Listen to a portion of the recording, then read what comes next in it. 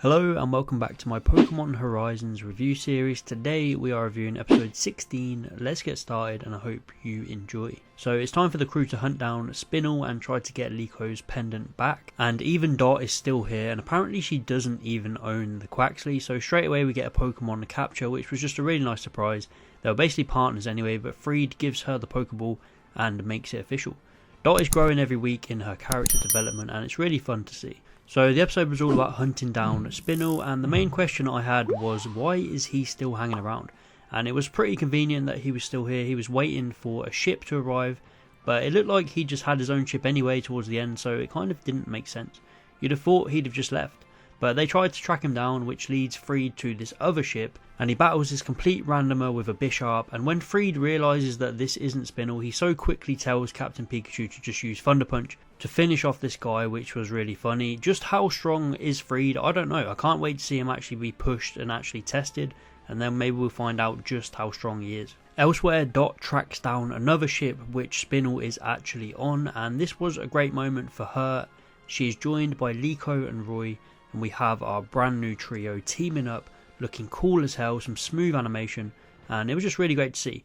However, the hype there didn't really live up to their actual skills in battle. Dot is rusty, Roy is all over the place, and Liko doesn't really have much versatility. It's safe to say Spinel was in full control of this battle, commanding his Pokemon remotely. On one hand, it makes sense for them to not be able to hold their own in battle, but I also would like to see a bit more than Liko just spamming Leafage all the time.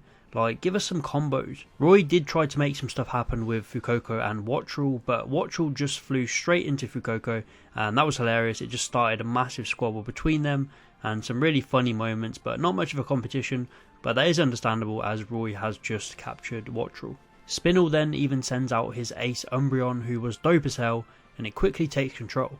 But Liko's pendant activates once again. She kind of calls for it this time, and it comes to her and saves them. Honestly, not a massive fan of this. They didn't overcome Spinel, they just got a bit lucky really. From finding him in this random boat, to him sticking around, and then this pendant, it was all just a bit convenient. It was still cool, there were still some great moments, but I don't know, it just felt a bit lazy. The giant Arboliva comes out because it is connected to the pendant and it brings them back to shore. And that's it really. Spinel is left humiliated, the pendant taken away just like that. Spinel reports in and we get 3 new Explorer characters. The designs all look really cool. They're just ripping him apart for not getting the job done. But Spinel seems more intrigued by the pendant itself than worried about failing his mission. Some really interesting dynamics set up with the Explorers, and the episode ends off with a little conversation with Dot finally telling Liko that she is Nidothing. Thank God this stupid gag can now end after all of the little hints we've had. So the episode was a pretty solid end to this arc, but there was definitely problems. I see a lot of people saying this is the best Horizons episode, and I just personally didn't get that vibe. I thought it was great and it kept up the Horizons quality, but just too many convenient plot points held this episode back. I was worried what they were going to do with Spinel, and I thought they wrote themselves into a corner with him being too smart, too powerful, like they just wouldn't be able to beat him, and they couldn't. It was down to the pendant being pulled out of the hat at the end to let them escape. But some positives, Spinel himself has just been such a fantastic character, menacing, villainous, just a really good adversary. And then Dot, of course, some fantastic character development, seeing her become one with Quaxly and finally forming that team and battling together in real life. It was just nice to see a lot of things come together in this episode.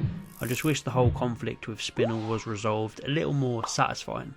But I'm going to give this episode a 7 out of 10. Let me know your thoughts. What is your rating? Please like and subscribe if you enjoyed, and I'll see you next time.